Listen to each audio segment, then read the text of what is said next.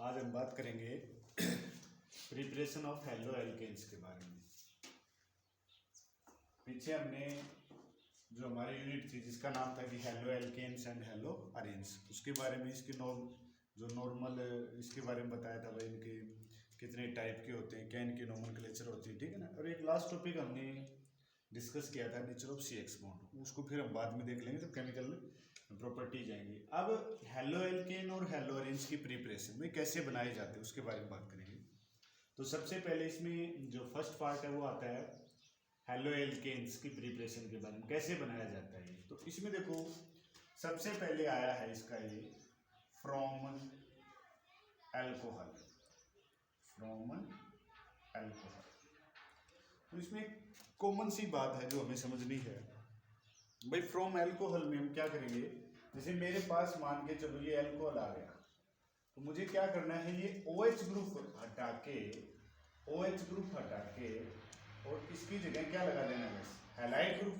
क्या लगाना है, हैलाइड। तो हमारे पास क्या आ गया RH प्लस, इससे क्या निकल गया OH। एक्चुअली अगर आप देखोगे तो क्या है ये, इसमें इसके ऊपर भी नेगेटिव चार्ज था हाइड्रोक्साइड आयन पे, तो हाइड्रोक्साइड आयन तो इससे निकल गया और क्या आ गया, हैलाइड आयन। तो ये कैसी रिएक्शन है, ये न्यूक्लियोफिलिक सब्स्टिट्यूशन रिएक्शन, ठीक है ना।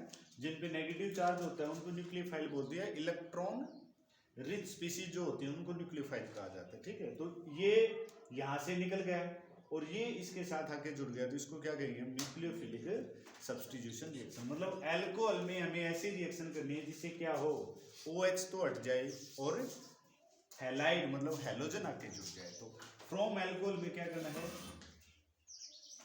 OH ग्रुप को किसी भी तरीके से हटा दो। तो इसमें आता है सबसे पहले, इसमें आया फ्रॉम अल्कोहल में आता है भाई first type, by the action of halo acid, by the action of halo acid, by the action of halo acid. और हेलो एसिड का फार्मूला क्या होता है, H। हैलोजन का acid HF, HCl, HBr, HI, उनसे हमें इनको करना है। तो ये कहता है कि भाई by the action of halo acid में क्या करेंगे हम, इसकी देखो एक्शन का मतलब रिएक्शन करवाएंगे इनके बीच में। तो हमने क्या लिया, अल्कोहल, और उसकी रिएक्शन करवा दी किसके साथ, हेलो एसिड के साथ। तो मेरे पास क्या आ गया, OH ग्रुप हटा दूंगा मैं और क्या लगा दूंगा, X प्लस में क्या आ जाएगा बताओ, H2। यही तो क्या है, हेलो एल्कीन, यही क्या आ गया, हेलो एल्केन। तो हेलो एल्केन बनाने का जो सबसे पहला तरीका क्या है कि भाई रिएक्शन कराओ किसकी, हेलो एसिड की, किसके साथ, अल्कोहल के साथ, ठीक है। तो अब इसके अंदर मेरे पास जो हेलो एसिड आएंगे वो 4 टाइप के हो गए, 4 टाइप के हो गए, अल्कोहल 3 टाइप के हो गए, ठीक है ना। तो उनकी रिएक्टिविटी का ऑर्डर क्या होगा, रिएक्टिविटी के ऑर्डर की मैं अगर बात करूं, रिएक्टिविटी ऑर्डर किसके रेस्पेक्ट में, हेलो एसिड के रेस्पेक्ट में। तो मुझे ये कहता है कि भाई इसमें जो ऑर्डर आता है, जैसे मेरे पास 4 हेलो एसिड आ गए, HI, HBr, HCl और HF। तो इसमें रिएक्टिविटी का ऑर्डर के बारे में इसने बताया कि सबसे ज्यादा हाइड्रोआयोडिक एसिड रिएक्टिव होता है, फिर HBr होगा, फिर HCl, सबसे कम रिएक्टिव कौन होता है, HF, ठीक है। इसी तरह से अगर मैं रिएक्टिविटी के ऑर्डर की बात करूं अल्कोहल की, तो इसमें कहता है टर्सरी अल्कोहल आ गया, फिर सेकेंडरी अल्कोहल आ गया मेरे पास, फिर कौन सा आ गया, प्राइमरी अल्कोहल। ये इसके रिएक्टिविटी के ऑर्डर के बारे में भी क्या कह रहा है, ये सबसे ज्यादा रिएक्टिव कौन होगा, टर्सरी अल्कोहल, फिर सेकेंडरी, और सबसे कम रिएक्टिव कौन होगा, प्राइमरी अल्कोहल। इसका कारण क्या होता है उसके बारे में हम बात करेंगे, ठीक है। अब ये कहते हैं ये रिएक्शन एक्चुअली हुई कैसे है। तो जब मैं इस रिएक्शन को देखता हूं तो कैसे होती है रिएक्शन, उससे पूरा क्लियर हो जाएगा। ये मेरे पास ये अल्कोहल था, इसके पास 2 लोन पेयर ऑफ इलेक्ट्रॉन थे, दूसरी तरफ हेलो एसिड टूट जाएगा, H पॉजिटिव और X नेगेटिव हैलाइड आयन के अंदर, X नेगेटिव और H पॉजिटिव। तो पहले क्या करेगा कि जो H पॉजिटिव आयन है ना वो इसके साथ जुड़ जाएगा। तो ये क्या करेगा, इसको चाहे आप सिंपल लिख लो, H पॉजिटिव लिख लो, H पॉजिटिव आ गया ये। तो ये आ गया मेरे पास, क्या आएगी रिएक्शन, ROH2 हो गया और इसके ऊपर क्या आ गया, पॉजिटिव चार्ज। इसको मैं, ये प्रोटॉन होता है H पॉजिटिव आयन, क्या होता है, प्रोटॉन। अब प्रोटॉन जुड़ गया अल्कोहल के साथ, तो मैं इसको क्या कहूंगा, प्रोटोनेटेड अल्कोहल। क्या कहेंगे, प्रोटोनेटेड अल्कोहल, ठीक है। फर्स्ट स्टेप में ये हो गया मेरे पास। सेकंड स्टेप में क्या होगा, अब प्रोटोनेटेड अल्कोहल पे कौन अटैक करेगा, हैलाइड आयन, ठीक है। तो हैलाइड आयन आ गया मेरे पास, ये नेगेटिव चार्ज, प्लस में क्या आ गया ROH2 मींस क्या आ गया मेरे पास, प्रोटोनेटेड अल्कोहल। अब ये हैलाइड आयन इस कार्बन पे अटैक, क्यों, ऑक्सीजन एक इलेक्ट्रोनेगेटिव एलिमेंट है, अगर उस पे पॉजिटिव चार्ज आ गया तो एडजेसेंट कार्बन से इलेक्ट्रॉन को अपनी तरफ खींचेगा, तो वो पॉजिटिव चार्ज किस पे आ जाएगा, कार्बन पे, मतलब इसमें कार्बोकैटायन भी बनेगा बीच में। तो हमारे पास रिएक्शन आ गई लास्ट में RH प्लस H2, ये क्या आ गया मेरे पास, सेकंड स्टेप आ गया। कौन सा स्टेप आ गया, सेकंड स्टेप। मतलब कि जो हमारे पास जो रिएक्शन आई है पहले वाली, उससे ये जो मैंने ऑर्डर लिखा है उसका क्लियरेंस यहाँ से मिलेगा। इसका कारण क्या होता है, ये कहता है कि भाई जब भी मैं हेलो एसिड की रिएक्शन करवाऊंगा अल्कोहल के साथ तो क्या आएगा, वो हेलो एल्कीन आ जाएगा। हेलो एसिड की मैं रिएक्शन करवाऊं तो कौन सा फास्ट रिएक्ट करेगा, कौन सा स्लो करेगा, HI फास्ट करता है, HBr, फिर HCl और HH। इसका कारण क्या हुआ, इसका कारण मुझे यहां से मिल गया। देखो ये हैलाइड आयन इस पे अटैक कर रहा है प्रोटोनेटेड कार्बन पे, क्यों, ये पॉजिटिव चार्ज, ये इसको इलेक्ट्रॉन देगा तो पॉजिटिव चार्ज इस कार्बन पे आएगा, तो ये क्या आ गया मेरे पास, प्रोटोनेटेड अल्कोहल। ये जब इसको इलेक्ट्रॉन देगा, मतलब जिस हैलाइड आयन में इलेक्ट्रॉन डोनेट करने की क्षमता ज्यादा होगी, मतलब न्यूक्लियोफिलिसिटी ज्यादा होगी, वो हैलाइड आयन जल्दी रिएक्ट करेगा। और इलेक्ट्रॉन देने की क्षमता कब ज्यादा होगी, जब इलेक्ट्रोनेगेटिविटी कम होगी। इलेक्ट्रोनेगेटिविटी नीचे जाते हैं तो डिक्रीज होती है, सबसे ज्यादा इलेक्ट्रोनेगेटिव कौन है, फ्लोरीन, फिर क्लोरीन, ब्रोमीन और आयोडीन। तो बताओ इलेक्ट्रॉन डोनेट करने की क्षमता किसमें ज्यादा है, आयोडाइड आयन में, फिर ब्रोमाइड में, फिर क्लोराइड में, फिर फ्लोराइड। समझ में आ गया ऑर्डर ऐसा क्यों है।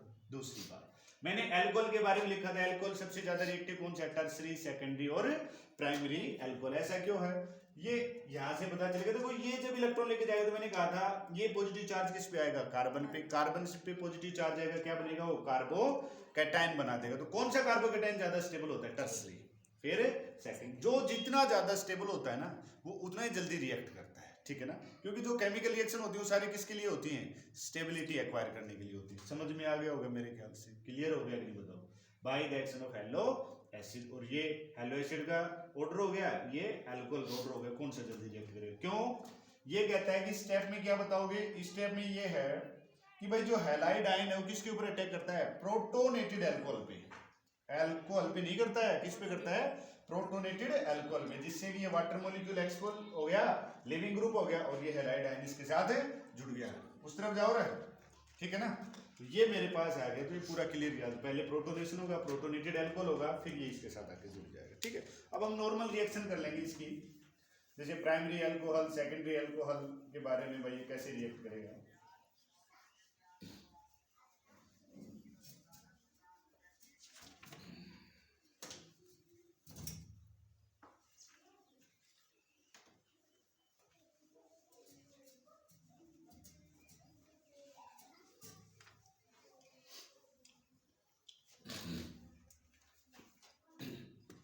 प्राइमरी अल्कोहल की बात करूं मैं, आर की जगह सिर्फ ये ले लो, CH3CH2OH, जिस कार्बन के साथ फंक्शनल ग्रुप जुड़ा है वो एक कार्बन के साथ जुड़ा है, तो प्राइमरी अल्कोहल हो गया। HCl के साथ रिएक्शन करवा दी, क्या जाएगा बताओ, CH3CH2Cl प्लस H2 आ गया। सेकेंडरी अल्कोहल ले लो यहीं से, CH3CHOH, यहाँ एक CH3 ग्रुप और जोड़ दो, ये क्या आ गया, सेकेंडरी अल्कोहल। HCl क्या जाएगा बताओ, CH3CHCl प्लस H2। कौन सा अल्कोहल था ऊपर वाला बताओ, ये प्राइमरी अल्कोहल था, कौन सा था, प्राइमरी था। ये कौन सा आ गया, सेकेंडरी। हाँ, ये किसकी प्रेजेंस में होती है, अनहाइड्रस ZnCl2 की प्रेजेंस, अनहाइड्रस ZnCl2। क्यों, हमें पता है कि भाई प्राइमरी अल्कोहल तो सबसे वीक होता है, तो ये बॉन्ड क्या होगा, आसानी से नहीं टूटेगा, तो हम कुछ ना कुछ एक ऐसा रिएजेंट डालेंगे जो इस बॉन्ड को वीक कर दे।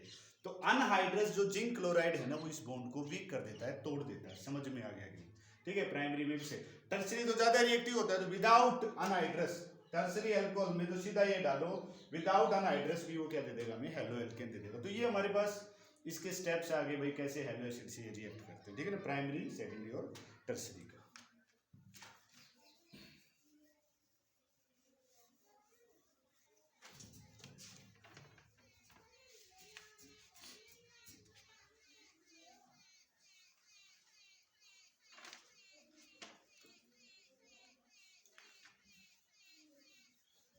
फ्रॉम अल्कोहल में दूसरा स्टेप आता है by the action of phosphorus halide. क्या आता है? By the action of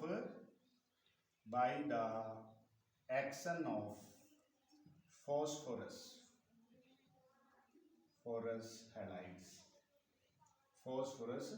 phosphorus के हैलाइड लेंगे। फॉस्फोरस मेनली दो प्रकार के हैलाइड बनाता है, ट्राई हैलाइड और पेंटा हैलाइड। दोनों इसके साथ रिएक्ट कर जाते हैं और वो क्या देते हैं हमें? Halo alkane. जैसे एक मेरे पास आ गया ROH प्लस PCl5 ले लिया मैंने, फॉस्फोरस पेंटाक्लोराइड। क्या जाएगा? RCl plus HCl plus POCl3। ठीक है। इसी तरह से ट्राइक्लो, R की जगह CH करके कर ही लोगे, रिएक्शन तो कंप्लीट है।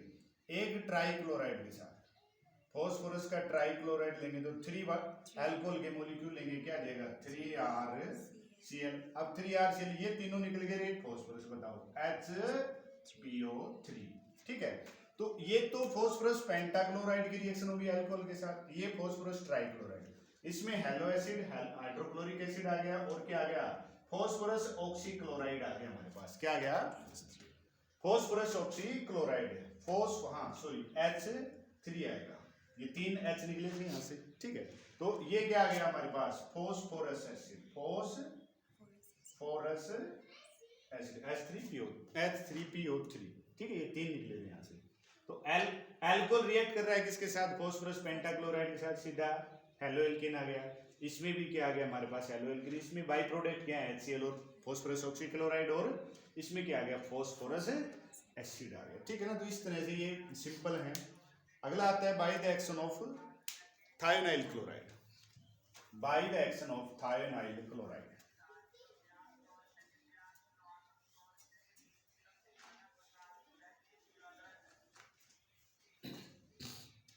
By the action of thionyl chloride,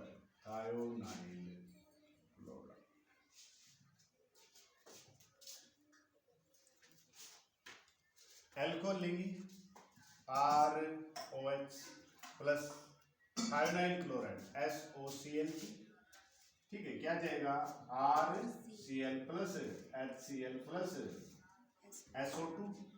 क्या आएगा हमारे पास? पायरिडीन की प्रेजेंस में ना, बेस ले रखा होगा कोई पायरिडीन वगैरह, पायरिडीन की प्रेजेंस में। अच्छा, इसमें एक मेन बात ये आ गई, देखो क्या हमारे पास जब हमने अल्कोहल की रिएक्शन करवाई किसके साथ? थायोनाइल क्लोराइड के साथ, तो क्या आया? हेलो एल्केन आ गई, क्लोरो एल्केन आएगी। मेनली इसमें थायोनाइल क्लोराइड लिया तो क्लोरो एल्केन ही आएगी। और इसमें जो बाई प्रोडक्ट हैं वो ऊपर की तरफ एरो करके दिखा रहेगा, मतलब ये गैसियस स्टेट में है। किसमें है? गैसियस। तो बाई प्रोडक्ट निकल जाएगा, मेन प्रोडक्ट बचेगा। तो मतलब अगर मुझे अल्कोहल से, किससे? अल्कोहल से अगर हेलो एल्केन तैयार करनी है, और मेनली वो भी कौन सी? क्लोरो एल्केन है, तो प्योर स्टेट में अगर तैयार करनी है तो हम कैसे तैयार करेंगे? अल्कोहल की रिएक्शन करवाएंगे किसके साथ? थायोनाइल क्लोराइड के साथ। तभी ये किसमें आएगा? प्योर स्टेट में। क्यों? क्योंकि इसमें जो बाई प्रोडक्ट होते हैं गैसियस स्टेट में आउट हो जाते हैं। क्लियर हो गया होगा मेरे ख्याल से। ठीक है। अगला आता है फ्रॉम हाइड्रोकार्बन। फ्रॉम अल्कोहल के लिए 3 स्टेप है मेनली।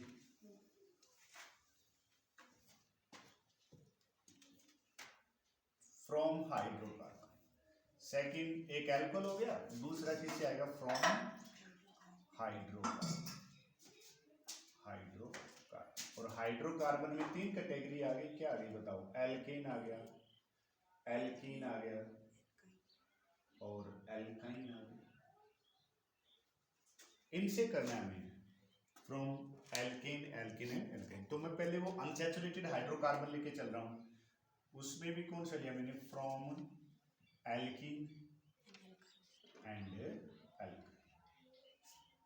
Alkene and alkyne. ठीक है।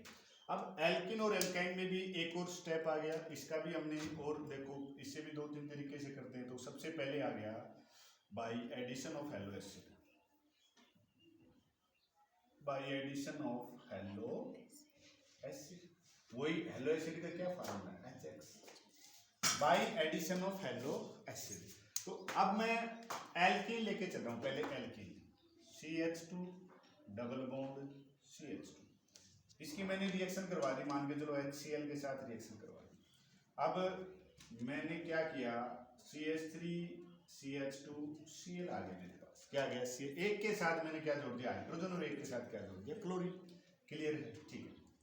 अच्छा उसके बाद में मेरे पास आ गया जैसे CH3 CH double bond CH2 plus HCl, क्या आएगा बताओ, CH3 और CHCl और क्या आएगा मेरे पास CH3, ठीक है ना।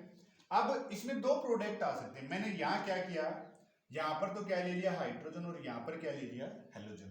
दूसरा प्रोडक्ट क्या हो सकता था इसमें, मैं इसके साथ हाइड्रोजन जोड़ता CH3 CH2 और CH2Cl। अब मेरे पास दो प्रोडक्ट आ गए, ये तो आ गया 1 2 3 2 क्लोरोप्रोपेन आ गया, ये मेरे पास क्या आ गया बताओ 1 क्लोरोप्रोपेन आ गया, तो दो प्रोडक्ट आ गए। अब ये कहता है इसमें जो मेजर प्रोडक्ट होता है ना वो ये होता है, मेजर प्रोडक्ट ये होता है, ये माइनर बहुत कम मात्रा में बनता है। ऐसा क्यों, इसको एक्सप्लेन किया था किसने, मार्कोनिकोस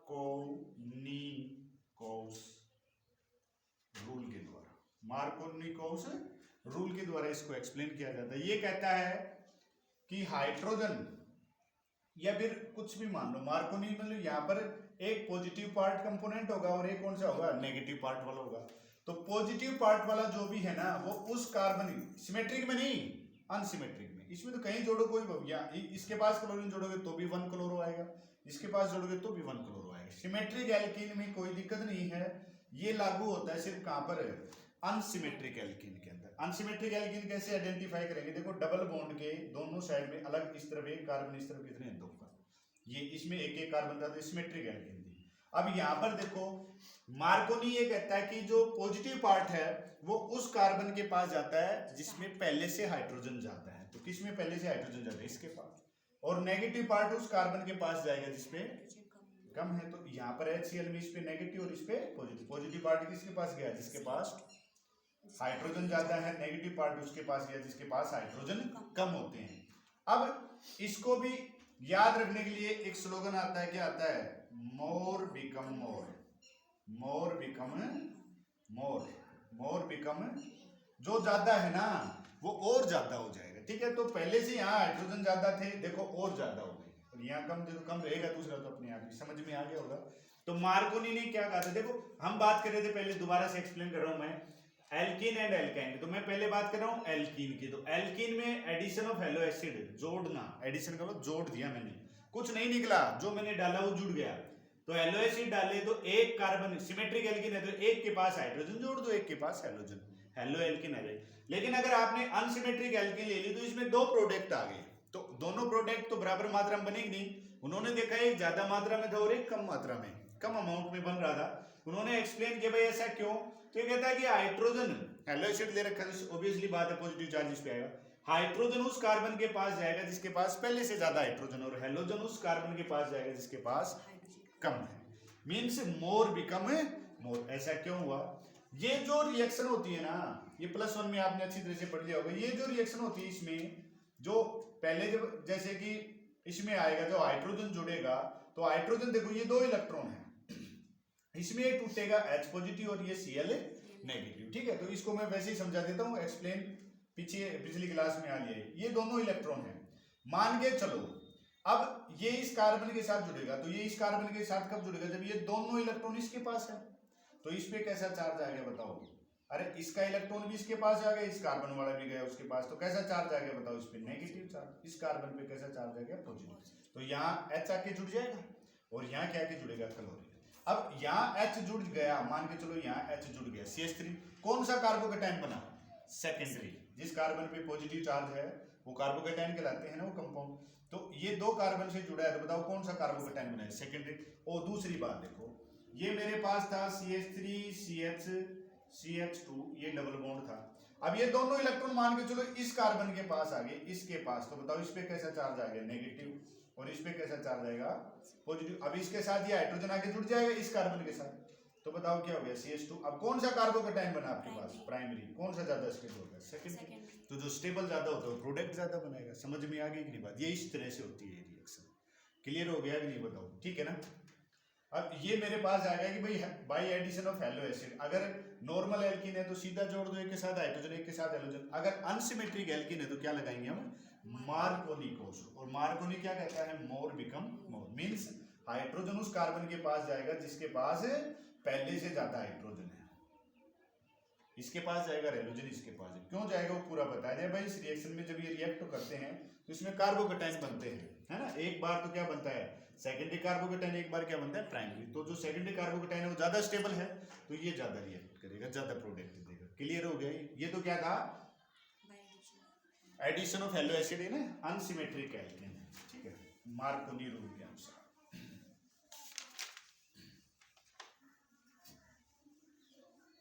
अब इसी में हम बात करेंगे, जैसे एक HBr के लिए एक स्पेशल केस आता है।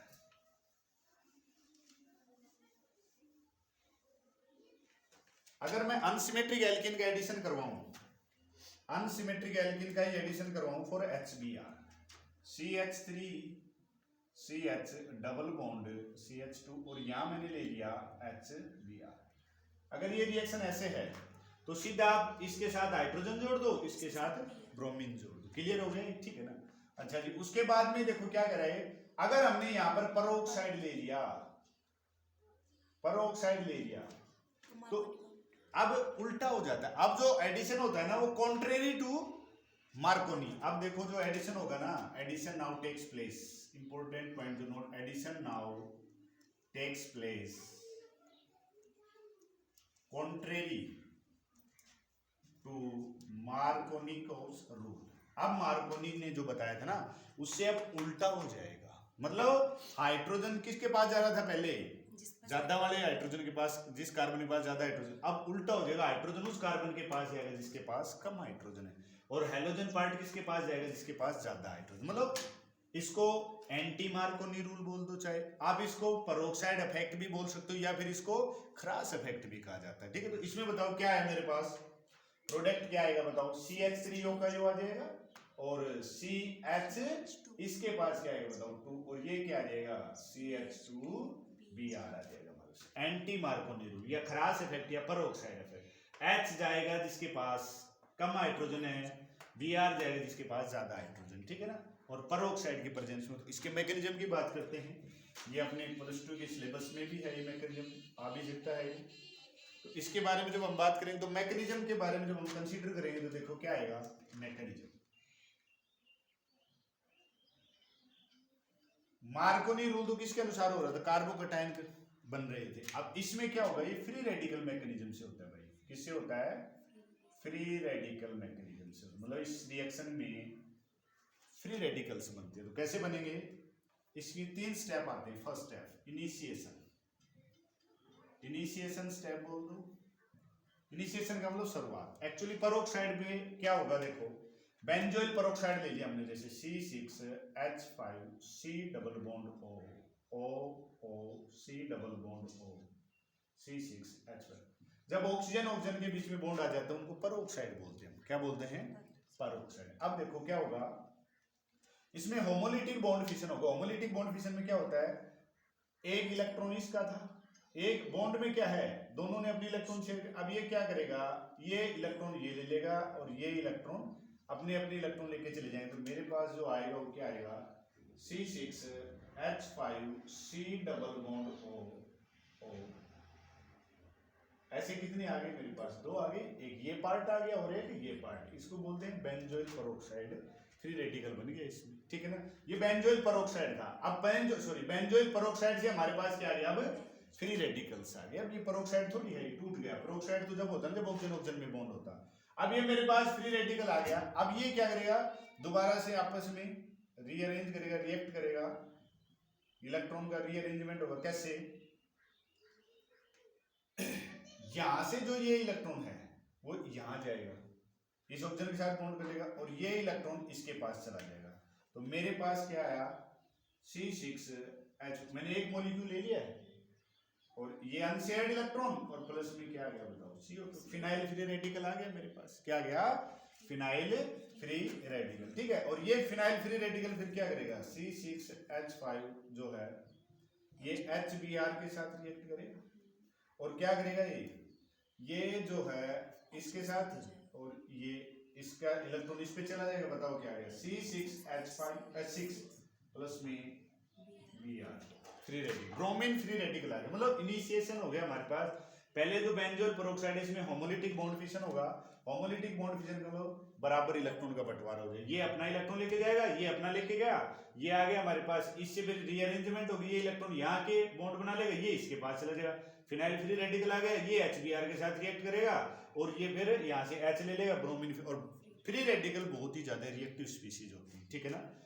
सेकंड स्टेप इसमें आएगा प्रोपोगेशन। प्रोपोगेशन मतलब आगे बढ़ना। मेरे पास आ गया जैसे प्रोपोगेशन, प्रोपोगेशन में क्या होगा, देखो हमारे पास जो एल्कीन थी CH3 अनसिमेट्रिक एल्कीन लेंगे CH2। अब यहां जो ब्रोमीन फ्री रेडिकल आया वो रिएक्ट करेगा, मान के चलो ये 2 इलेक्ट्रॉन है, ये मान के चलो इसके साथ शेयर अप हो जाता है, इसका इलेक्ट्रॉन इस पे आ जाएगा, ठीक है। तो क्या आएगा मेरे पास CH3 CH और क्या आगे बताओ CH2Br, यहाँ पर ये इलेक्ट्रॉन कैसा फ्री रेडिकल आ गया बताओ, सेकेंडरी। जिस इलेक्ट्रॉन पे अनशेयर्ड जिस कार्बन पे अनशेयर्ड इलेक्ट्रॉन वो 2 कार्बन से जुड़ा है, कौन सा फ्री रेडिकल हो गया, सेकेंडरी फ्री रेडिकल। अगर ये उल्टा होता CH डबल बॉन्ड CH2, मान के चलो इस वाला जो इलेक्ट्रॉन है ना ये जाके ब्रोमीन फ्री रेडिकल के साथ जुड़ जाता, ये इसके साथ जुड़ जाए, ऐसा भी तो हो सकता है, और ये इस पे आ जाए, तो मेरे पास क्या आएगा देखो CH3 CH, इसके साथ जोड़ना अब इसको, तो क्या आ गया मेरे पास ये Br और क्या आ गया बताओ CH2। अब ये कौन सा फ्री रेडिकल आ गया, प्राइमरी फ्री रेडिकल। जिस कार्बन पे अनशेयर्ड इलेक्ट्रॉन वो एक कार्बन से जुड़ा है, तो कौन सा आ गया ये प्राइमरी फ्री। कौन से फ्री रेडिकल ज्यादा स्टेबल होते हैं, सेकेंडरी, मींस इसके अनुसार ज्यादा रिएक्शन आएगी, ये ज्यादा प्रोडक्ट बनाएगा। क्लियर हो गया कि नहीं, मैं दोबारा से इसको रिपीट कर दो फिर आगे करेंगे। चलो ऊपर ही लिख देता हूँ आगे वाले रिएक्शन। ये आ गया आपके पास। अब देखो ये जो सेकेंडरी फ्री रेडिकल आया था ना, ये क्या करेगा CH3 CH और CH2Br आ गया, ये इसके पास अनशेयर्ड इलेक्ट्रॉन, ये फिर एक HBr के साथ रिएक्ट करेगा, उससे हाइड्रोजन अब्स्ट्रैक्ट कर लेगा ये, तो क्या करेगा ये यहाँ से ये जो है ना इसके साथ इलेक्ट्रॉन कर लेगा और ये लेके चला जाएगा।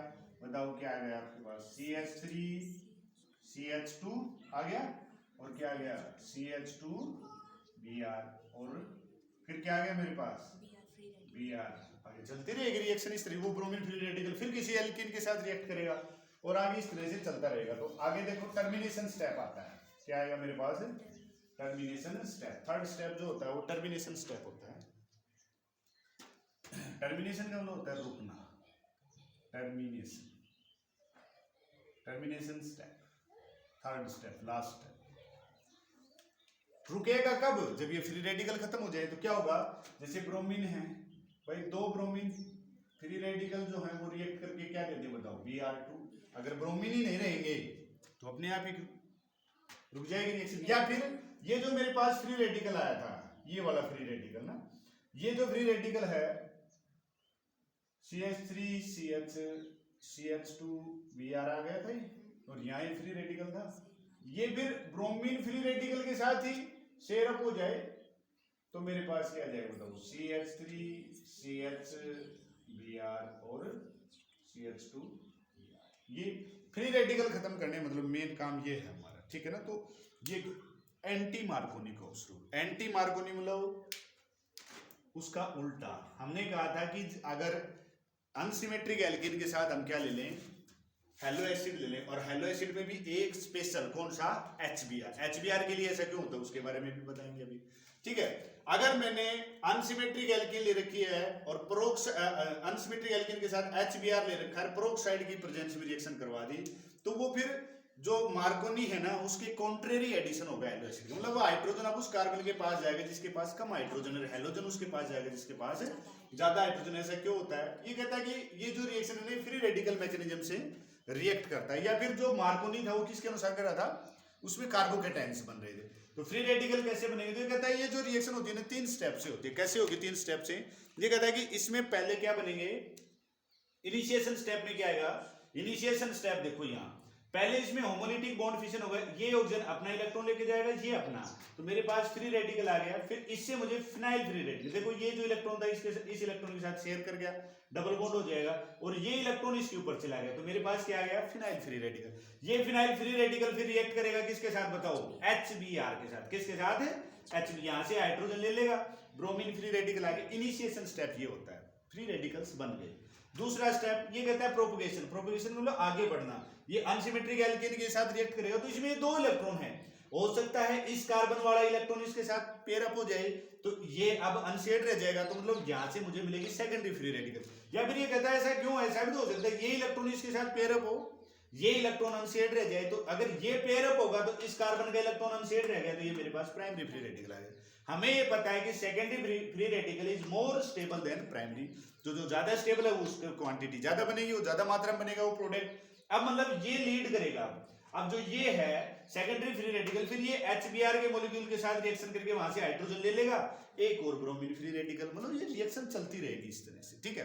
फिर लास्ट में क्या आता है, टर्मिनेशन स्टेप। टर्मिनेशन स्टेप में क्या होगा, दोनों फ्री रेडिकल रिएक्ट करके खत्म हो जाए, मतलब किसी तरह से फ्री रेडिकल, जैसे ब्रोमीन ब्रोमीन, या जो हमारे पास एल्किन रिएक्ट करके फ्री रेडिकल आ रहा था वो ब्रोमीन के साथ रिएक्ट करे, या फिर SI कोई इसके साथ रिएक्ट कर जाए, हाइड्रोकार्बन फ्री रेडिकल का इसके साथ रिएक्ट कर जाए, तो भी फिर फ्री रेडिकल खत्म हो जाएगी, ठीक है ना। अब क्वेश्चन ये आता है कि हमें ये बताया जाता है कि ये रिएक्शन सिर्फ और सिर्फ किसके लिए, HBr के लिए, और वो भी क्या है, पेरोक्साइड की। क्योंकि कहते हैं पेरोक्साइड की प्रेजेंस में मैं HCl ले लूं, HF ले लूं, HI ले लूं, तो क्या दिक्कत आ गई। ये कहता है मेनली इन दो स्टेप को कंसीडर करो आप, कौन कौन से, प्रोपगेशन स्टेप और टर्मिनेशन स्टेप। ये कहते हैं ये जो दोनों स्टेप है ना, ये दोनों स्टेप HBr के लिए एक्सोथर्मिक होते हैं। क्या होते हैं, मतलब दोनों में हीट रिलीज होती है, तो हीट रिलीज होगी तो इस सिस्टम की इनकी जो ये रिएक्टेंट इनकी एनर्जी कम होगी, इनकी एनर्जी कम होगी तो ये ज्यादा स्टेबल होगी। मतलब दोनों स्टेप क्या हैं, एक्सोथर्मिक, इसलिए फेवरेबल हो गए दोनों इसके लिए। जबकि HF और HCl के लिए क्या है, जो पहले वाला स्टेप है ये तो एंडोथर्मिक है, सॉरी ये मैंने इसको पहले फर्स्ट मान लिया, इसको क्या मान लिया, सेकंड, जिसमें ये हो रहा है। तो ये कहता है कि ये जो स्टेप है ये तो है एक्सोथर्मिक, किसके लिए, HCl और HF के लिए। ये तो क्या हो गया, एक्सोथर्मिक, और ये क्या आ गया, एंडोथर्मिक, ये अनफेवरेबल हो गया। और जबकि HI के लिए ये क्या हो जाता है, एंडोथर्मिक, और वो एक्सोथर्मिक। इस तरह से एक स्टेप इसमें अनफेवरेबल आ गया तो वो नहीं होगी वहां रिएक्शन, ठीक है ना। HBr के लिए दोनों क्या है, एक्सोथर्मिक है, तो दोनों स्टेबल प्रोडक्ट दे रहे हैं, ठीक है ना। तो इस तरह से हमें पता चल गया कि भाई ये HBr के लिए क्यों होता है और पेरोक्साइड की प्रेजेंस में क्यों होता है, क्योंकि इसमें फ्री रेडिकल्स बनते हैं, ठीक है ना। तो by addition of halo acid आ गया हमारे पास, किसके लिए, एल्कीन।